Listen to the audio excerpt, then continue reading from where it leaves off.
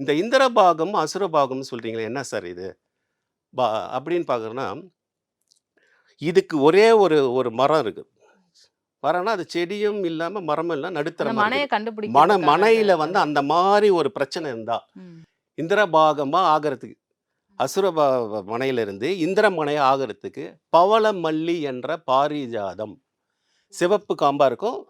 அப்படியே 5 இதழ் இருக்கும். அந்த இத வந்து நீங்க மரத்த வைங்க. வடமேற்குலயோ, இல்ல தென்மேற்குலயோ, வடக்கு பகுதியிலயோ, தெற்கு பகுதியிலயோ வைக்கலாம்.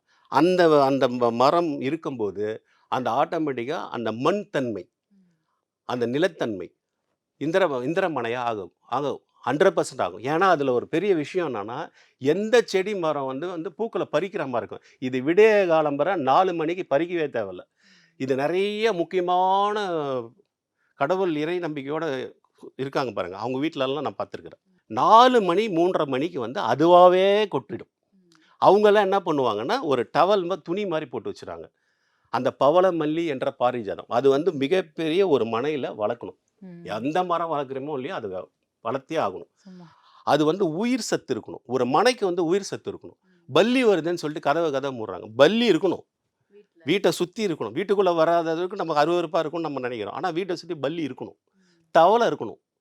உயிர் சத்துக்கள், நத்தை, தவளை இந்த மாரி இருக்குது. உடனே பாம்பு இருக்குமான்னு போயிடாதீங்க.